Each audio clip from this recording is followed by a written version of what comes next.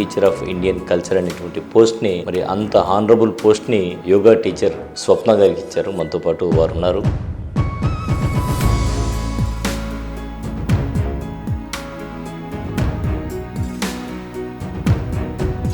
యోగాకి వ్యాధులను నయం చేసేటువంటి శక్తి ఉందా అంటే? యోగా దేనికి పనిచేస్తుంది అని అంటే,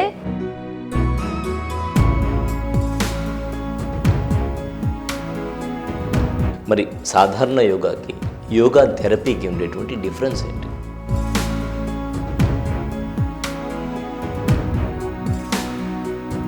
సంపూర్ణ ఆరోగ్యంగా ఉండాలి అంటే ఫుడ్ ఎంత తీసుకోవాలి?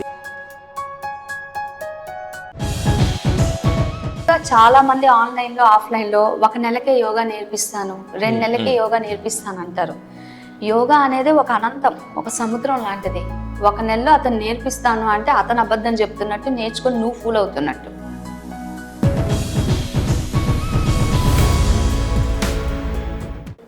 Welcome to sauce TV. నేను మీ ఆబిద్ హుసేన్. యోగా అంటే గౌరవ ప్రధాని నరేంద్ర మోడీ అంతర్జాతీయ స్థాయిలో ఈ యోగాని గుర్తింపు తీసుకురావడం, కరోనా తర్వాత యోగా ప్రాధాన్యత పెరగడం జరిగింది. అలాగే యోగాకు సంబంధించి భారతీయ సంస్కృతి సంప్రదాయాలు దశ దిశలా వ్యాపించే విధంగా మరి ఆ ప్రయత్నంలో భాగంగా టీచర్ ఆఫ్ ఇండియన్ కల్చర్ అనేటువంటి, అంటే ప్రపంచవ్యాప్తంగా మన సంస్కృతి సంప్రదాయాలు తెలిసే విధంగా ఈ టీచర్ ఆఫ్ ఇండియన్ కల్చర్ అనేది ఒక పోస్ట్ని పెట్టి మన కల్చర్ని బయట, అంటే మన యోగాని బయటకి దశ దిశలా వ్యాపించేటువంటి ప్రయత్నంలో భాగంగా ఆ పోస్ట్ ఏదైతే ఉందో టీచర్ ఆఫ్ ఇండియన్ కల్చర్ అనేటువంటి పోస్ట్ని, మరి అంత హానరబుల్ పోస్ట్ని యోగా టీచర్ స్వప్న గారికి ఇచ్చారు. మనతో పాటు వారు ఉన్నారు. వారు పిహెచ్డి కూడా చేస్తున్నారు యోగాలో. అసలు జనరల్గా మనం యోగా అంటే అనుకుంటాం ఆసనాలని, దీంట్లో పీజీ పిహెచ్డీలు ఉంటాయా? ఇవి ఎందుకు ఉపయోగపడతాయి? అసలు స్వప్న గారికి, అంటే ఒక సాఫ్ట్వేర్ రంగంలోకి వెళ్ళినటువంటి స్వప్న గారు యోగా వైపు మరలడానికి, యోగా నేర్చుకోవడానికి కారణం ఏంటి తెలుసుకుందాం. నమస్తే మేడం, వెల్కమ్ టు స్టూడియో. నమస్తే సార్. సో మీ ఇంట్రడక్షన్ అయితే కరెక్ట్గా చెప్పానని అనుకుంటున్నా. ఏదైనా చిన్నపాటి అటు ఇటు ఉంటే ఒకసారి మా వాళ్ళకి ఇంట్రడక్షన్. అంతా కరెక్ట్గానే చెప్పారు సార్. సో సాఫ్ట్వేర్ ఇంజనీర్గా బెంగళూరులో వర్క్ చేసేదాన్నండి. అలా వర్క్ చేసే క్రమంలో డెలివరీ అయినప్పుడు సయాటికా అనేది ఎఫెక్ట్ అయ్యింది. సో సయాటికా చాలా మందులు తీసుకుంటూ ఉన్నాను, తగ్గకుండా ఉండింది. ఒకరోజు అలా బెంగళూరులో పార్క్లో వాకింగ్ చేస్తూ ఉంటే దగ్గరలో ఒక యోగా సెంటర్ కనిపించింది. సో అక్కడ ఒకసారి ఎందుకు ట్రై చేయకూడదు అనే ఉద్దేశంతో యోగా ప్రాక్టీస్ చేయడం స్టార్ట్ చేశాను. 2-3 వారాల్లో నాకు మంచి చేంజ్ కనిపించింది. సో ఒకసారిగా చేంజ్ కనిపించిన దాన్ని ఇంకా అలానే నిలుపుకోవాలని యోగా ప్రాక్టీస్ చేయడం స్టార్ట్ చేశాను. ఆ తర్వాత నేను బెంగళూరు నుండి నెల్లూరుకి వర్క్ ఫ్రమ్ హోమ్కి వచ్చేసినా కూడా యోగా ప్రాక్టీస్ని కంటిన్యూ చేస్తూ నా హెల్త్ కాపాడుకుంటూ. అంటే ఒక చిన్న విషయం మేడం, యోగాకి వ్యాధులను నయం చేసేటువంటి శక్తి ఉందా అంటే? మంచి క్వశ్చన్ అడిగారు సార్. యోగా దేనికి పనిచేస్తుంది అని అంటే, దీర్ఘకాలంగా ఉండే వ్యాధుల్ని పనిచేయడానికి హెల్ప్ చేస్తుంది. అలానే ఇమీడియట్ అటెన్షన్ కావాల్సిన వాటికి హెల్ప్ చేయదు. ఈ విషయం చాలా మంది మిస్ చేస్తుంటారు. ఇప్పుడు మీకు సడన్గా యాక్సిడెంట్ అయింది అనుకోండి, యోగా ఏం చేయలేదు. అదే మీకు బీపీ, షుగరు, డయాబెటీస్ ఉందనుకోండి, ఆ బీపీ, షుగర్, డయాబెటీస్ మీకు ఒక రోజులో వచ్చింది కాదు. ఒక 2 సంవత్సరాల నుంచో 5 సంవత్సరాల నుంచో మీరు సరిగ్గా ఫుడ్ తినక, అంటే మీ జీవన శైలి విధానాల వల్ల వచ్చింది. అప్పుడు మీరు యోగా ప్రాక్టీస్ చేస్తూ ఉంటే 2-3 నెలలకి 4 నెలలకి మీరు ప్రాక్టీస్ చేయగానే చేంజ్ కనిపించదు. చాలామంది చేసే తప్పేంటంటే 1 నెల రోజులు ప్రాక్టీస్ చేసి యోగా వల్లగా నాకు రాలేదు అని అనుకుంటారు. మీరు 2-3 నెలలు ఓపిక్గా ప్రాక్టీస్ చేయండి, అప్పుడు తగ్గుతుంది. మీకు సయాటికా పూర్తిగా తగ్గింది? పూర్తిగా తగ్గింది సార్, పూర్తిగా తగ్గింది. సో అప్పటి నుంచి మీరు ఈ కోర్సెస్ చేస్తూ వచ్చారు? అప్పటి నుంచి యాక్చువల్ చాలా మందికి కోర్సులు అని అంటారు, కానీ ఇది ఒక ఎడ్యుకేషన్ సార్. ఇప్పుడు మీకు మామూలుగా డిగ్రీ ఎలా ఉంటుంది, ఇప్పుడు ఇంటర్ అయిపోగానే ఇంటర్మీడియట్ అయిపోతే బీటెక్ జాయిన్ అవుతారు, లేదా ఎంబీబీఎస్ జాయిన్ అవుతారు. సేమ్ అదే విధంగా యోగాలో కూడా మీరు డిగ్రీ చేయొచ్చు, పీజీ డిప్లొమా చేయొచ్చు, లేదా డిప్లొమా చేయొచ్చు, లేదా పిహెచ్డి కూడా చేయొచ్చు. ఇది ఏ లెవెల్లో వెళ్తామో అదే విధంగా స్టెప్ బై స్టెప్ యోగాలో కూడా మనం పిహెచ్డి దాకా వెళ్ళొచ్చు. సో ఈ కోర్సెస్ ఏ విధంగా ఉంటాయి? సామాన్యులు అంటే ఎటువంటి విద్యార్హత లేకుండా కూడా కోర్సెస్ చేయవచ్చా? సో మినిమం అయితే 10th క్లాస్ పాస్ అయి ఉండాలండి. 10th క్లాస్ పాస్ అయిన వాళ్ళకి డిప్లొమా ఇన్ యోగా కోర్స్ చేయొచ్చు, కొన్ని యూనివర్సిటీలు ఆఫర్ చేస్తున్నాయి. అదే మీరు ఇంటర్ కానీ పాస్ అయితే degree BSc in yoga join అవ్వచ్చు. అది కూడా కొన్ని యూనివర్సిటీలు ఇస్తూ ఉన్నాయి. మీరు డిగ్రీ కానీ పాస్ అయ్యి ఉంటే, అంటే ఆల్రెడీ డిగ్రీ పాస్ అయ్యింది, ఇప్పటిదాకా మీరు యోగా చేయలేదు, Okay. డిగ్రీ పాస్ అయితే పీజీ డిప్లొమా ఇన్ యోగా చేసుకోవచ్చు. డైరెక్ట్గా పీజీ డైరెక్ట్ పీజీ డిప్లొమా, కాకపోతే డిగ్రీ పాస్ అయ్యి ఉండాలి, minimum requirement. PG diploma in yoga finish అయ్యాక మీరు డైరెక్ట్గా ఎంఎస్సిలో లాటరల్ ఎంట్రీ కింద ఎంటర్ అవ్వచ్చు. 1 year కోర్స్ తగ్గిస్తారు మనకి మీరు పీజీ డిప్లొమా చేస్తే. ఓకే. సో ఎంఎస్సి యోగా అయిన తర్వాత మీరు ఒక ఎంట్రన్స్ టెస్ట్ రాయాల్సి ఉంటుంది, యూజీసీ నెట్ ఎగ్జామ్. యూజీసీ నెట్లో మీరు యోగా డిసిప్లిన్ సెలెక్ట్ చేసుకొని ఎంట్రన్స్ ఎగ్జామ్ పాస్ అయితే పిహెచ్డి ఏదో ఒక యూనివర్సిటీలో అడ్మిషన్ దొరుకుతుంది. మళ్ళీ ఇక్కడ 2 ఉన్నాయండి. మన గవర్నమెంట్ ఆఫ్ ఇండియా ఎవరికైతే యూజీసీ నెట్లో మంచి మార్క్స్ వస్తుందో, ఎవరైతే స్కాలర్షిప్ కింద జాయిన్ అవుతారో వాళ్ళకి నెలకి 38,000 రూపాయలు కూడా ఇస్తుంది. అది యోగాలో అయినా వేరే, అంటే చాలా మందికి తెలియని విషయము, యోగా అనే కాదు, మీరు ఏ డిసిప్లిన్ ఎంచుకున్నా, అది సైన్స్, బయాలజికల్ సైన్స్ అవ్వండి, జూలాజికల్ సైన్స్ అవ్వండి, వాటికి ఎలా డబ్బులు ఇస్తున్నారో స్కాలర్షిప్గా, if you are joining PhD also in yoga, especially in yoga discipline, then also you will get. అప్పుడు కూడా మీకు 38,000 రూపాయలు స్టైఫండ్గా ఇస్తుంది. మీరు అక్కడ చేయాల్సింది ఏంటి, పిహెచ్డి చదువుకుంటూ మీకు ఒక గైడ్ అలకేట్ చేస్తారు. ఆ గైడ్ చెప్పిన కొన్ని పనులు చేస్తూ మీ ప్రాజెక్టు, మీ వర్క్ ఏదైతే ఉందో పిహెచ్డిది చేసుకుంటూ వెళ్తే నెలకి 38,000 రూపాయలు మీ అకౌంట్లో పడతాయి. సో ఈ కోర్సెస్ వివరాలు అయితే చెప్పారు. మరి ఇవన్నీ కూడా నెల్లూరులో ఉన్నాయా, లేకుంటే వీటికి మీరు ఎక్కడ చేశారు? తప్పకుండా సార్, అన్ని కోర్సులు నెల్లూరులో ఉండవండి. ఎప్పుడు గుర్తుపెట్టుకోండి, ఏ కోర్స్ చేసినా యూనివర్సిటీలో చేసిన దానికి మీరు ఇండియాలో ఎక్కడికి వెళ్ళినా కూడా గుర్తింపు ఉంటుంది. నేను ఇక్కడే నెల్లూరులో దగ్గరే యూనివర్సిటీ లేదు, ఎక్కడ దొరికితే అక్కడ చేస్తాను అంటే ఆ కోర్సులకి వాల్యూ ఉండవు. యూనివర్సిటీ వ్యాలిడ్ ఉంటేనే అది రికగ్నైజబుల్. అలా వద్దు అని అనుకుంటే మామూలుగా చాలామంది ఆన్లైన్లో ఆఫ్లైన్లో 1 నెలకే యోగా నేర్పిస్తాను, 2 నెలలకే యోగా నేర్పిస్తాను అంటారు. యోగా అనేది ఒక అనంతం, ఒక సముద్రం లాంటిది. 1 నెలలో అతను నేర్పిస్తాను అంటే అతను అబద్ధం చెప్తున్నట్టు, నేర్చుకొని నువ్వు ఫూల్ అవుతున్నట్టు. 1 నెలలో ఏమీ నేర్చుకోలేము. 1 నెలలో ఏదో చిన్నపాటి కోర్సు నేర్పిస్తాడు, అది ఆసనాలు చేయడానికి సరిపోతుంది. ఆ కోర్సు ద్వారా మీకు ఏ గవర్నమెంట్ జాబ్ రాదు. మీకు గవర్నమెంట్ జాబ్ రావాలి, లేదా మీరు ఓన్గా యూఎస్, యూకేకి ఎక్కడికైనా వెళ్ళాలి అని అంటే మీరు వ్యాలిడ్ కోర్సెస్ చేయాలి. ఓకే, ఇప్పుడు నెల్లూరులో ఉన్నాయా లేదా అని అడిగారు. నెల్లూరులో యాజ్ ఆఫ్ నౌ మనకు ఉండే ఒకటే యూనివర్సిటీ, విక్రమసింహపురి యూనివర్సిటీ. అక్కడ ఇంకా యోగా డిసిప్లిన్ పెట్టలేదు. పెడతాము అని అంటున్నారు. యాజ్ సూన్ యాజ్ పాసిబుల్ పెడితే మనం అందరం, అంటే ఎవరైతే చేయలేదో జాయిన్ అవ్వచ్చు. నేనైతే నెల్లూరు నుండి ఏ కోర్స్ చేయలేదండి, ఇప్పుడే చెప్పాను, ఏ యూనివర్సిటీ లేదు. నేను తిరుపతి రాష్ట్రీయ సంస్కృత విద్యాపీఠ నుంచి పీజీ డిప్లొమా చేశాను. ఎంఎస్సి యోగా అన్నమలై యూనివర్సిటీ నుంచి చేశాను. యూజీసీ ఎగ్జామ్ రాసి ఎస్వ్యాస బెంగళూరులో నుంచి పిహెచ్డి ఇన్ యోగా ఫినిష్ చేశాను. సో మీరు పిహెచ్డి చేసి యోగా థెరపిస్ట్గా ఉన్నారు. మరి సాధారణ యోగాకి, యోగా థెరపీకి ఉండేటువంటి డిఫరెన్స్ ఏంటి? సరళంగా అందరికీ అర్థమయ్యే భాషలో చెప్పాలి అని అంటే, ఇప్పుడు మన ఆరోగ్యం సరిగ్గా లేదనుకోండి, మనం ఎవరి దగ్గరికి వెళ్తాం? డాక్టర్ దగ్గరికి వెళ్తాం. ఫర్ ఎగ్జాంపుల్ మీకు నీ పెయిన్ వచ్చింది, మోకాలు నొప్పి వచ్చింది, డాక్టర్ దగ్గరికి వెళ్ళి నాకు నొప్పి ఉంది అంటారు. సో అప్పుడు డాక్టర్ గారు అంటే అడుగుతారు, డయాగ్నోసిస్ చేసి ఎందుకు వచ్చింది ఏంటి కనుక్కొని, మీరు ఏమైనా ఒబేస్గా ఉన్నారా, కాల్షియం తక్కువైందా, కొన్ని రిపోర్ట్స్ తీసుకుంటారు. మీరు మీ ఆరోగ్యం బాగలేనప్పుడు డాక్టర్ దగ్గరికి వెళ్ళారు, కానీ ఎంబీబీఎస్ చదువుతున్న వాడి దగ్గరికి వెళ్ళి అడుగుతారా? ఎంబీబీఎస్ ఫినిష్ అవ్వలేదు, చదువుతూ ఉన్నాడు, అతని దగ్గరికి వెళ్తే అతనికి ఎక్స్పీరియన్స్ ఉండదు కదా. అతను నార్మల్గా ఎంబీబీఎస్ చదువుతూ ఉన్నాడు, ఎంబీబీఎస్ అయిపోయినాక అతను ఏదో ఒక క్వాలిఫైడ్ పర్సన్కి క్వాలిఫై లేని, అంటే జనరల్ యోగా అని అంటే ఎవరైనా నేర్చుకోవచ్చండి, వాళ్ళకి ఏం ప్రాబ్లమ్స్ ఉండవు. మామూలుగా యోగా నేర్చుకోవడానికి ఎవరైనా వస్తే, నేను అందరూ, ఇప్పుడు మీరు రావచ్చు, 8 సంవత్సరాల పిల్లోడు రావచ్చు, 80 సంవత్సరాల ముసలతను రావచ్చు, లేదా ఒక లేడీ రావచ్చు. మీ అందరికి ఒకే ఫార్ములా, A to Z. నేను ఏదైతే క్లాస్ చెప్తానో అందరూ అలానే ప్రాక్టీస్ చేస్తాను. ఇప్పుడు మోకాలు నొప్పి వచ్చిన అతను వచ్చాడు అనుకోండి, ఈ A to Z అన్ని నేను చెప్పకూడదు. ఆల్రెడీ మోకాలు నొప్పి ఉంది, మోకాలు నొప్పి ఉంటే నేను అతనికి కొన్ని రకాల ఆసనాలు చేయించకూడదు. చేయిస్తే మోకాలు నొప్పి పెరిగిపోతుంది. సో యోగా థెరపిస్ట్ అంటే మీకు ఏదైతే అనారోగ్యం ఉందో ఆ అనారోగ్యాన్ని నెమ్మదిగా తగ్గిస్తూ సైడ్ ఎఫెక్ట్స్ లేకుండా కాపాడుకోవాలి. జనరల్ యోగాలో మనం జాయిన్ అయితే అది తప్పని నేను అనట్లేదు. జనరల్ యోగా ఏంటంటే అందరినీ దృష్టిలో పెట్టుకొని చేయిస్తారు. నీకు ఒక్కటే సెపరేట్గా చేయించలేడు. 1 గంటలో 10 మంది ఉన్నారు అనుకోండి, మిమ్మల్ని ఒకటే అటెన్షన్ ఇవ్వలేరు.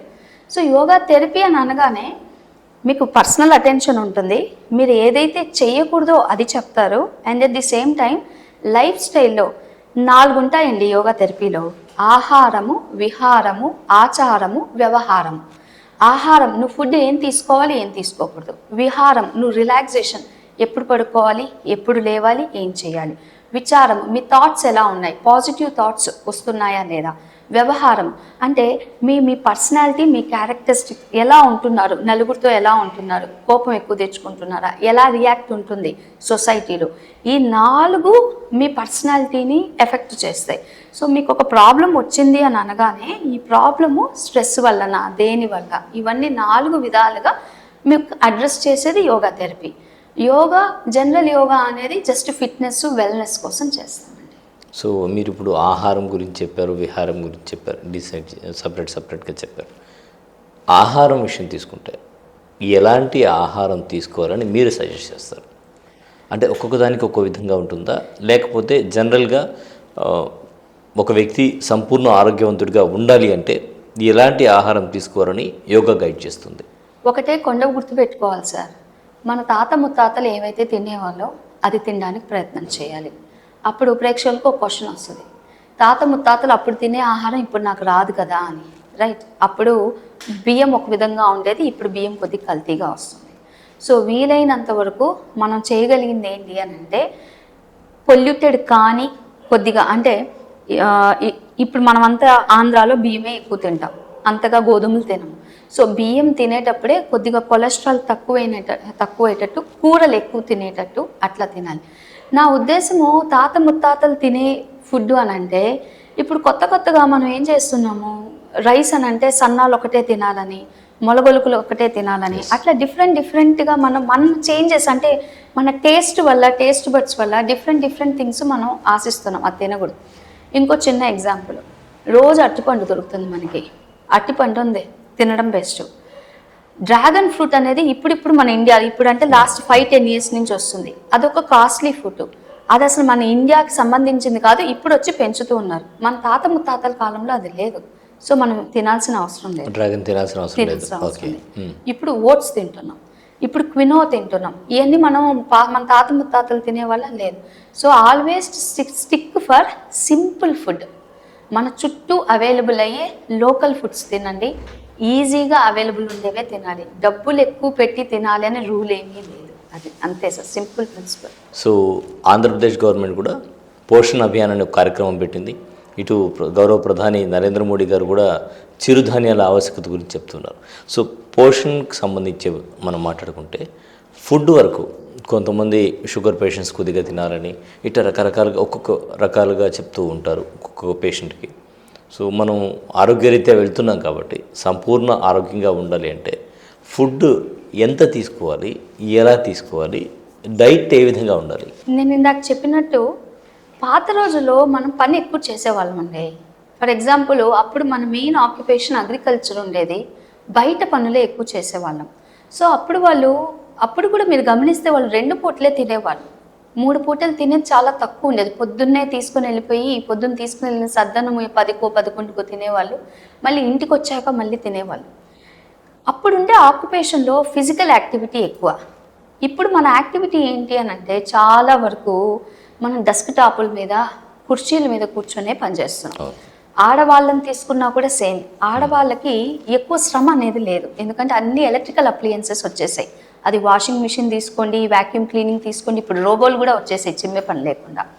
సో దీనివల్ల వాళ్ళకి శారీరక శ్రమ అనేది ఉండట్లేదు. సో మేడం మీరు ఇందాక చెప్పారు కదా, మా పెద్దవాళ్ళు ఒక ప్లేట్ నిండా తినేవాళ్ళని, నేను ఇప్పుడు ప్లేట్ నిండా తింటాను అంటే అది సరిపోదండి. సో ఫుడ్ ఎంత తినాలి అనేది మీ ఆక్యుపేషన్ మీద, అంటే మీరు ఏం చేస్తున్నారే దాని మీద ఆధారపడి ఉంటుంది.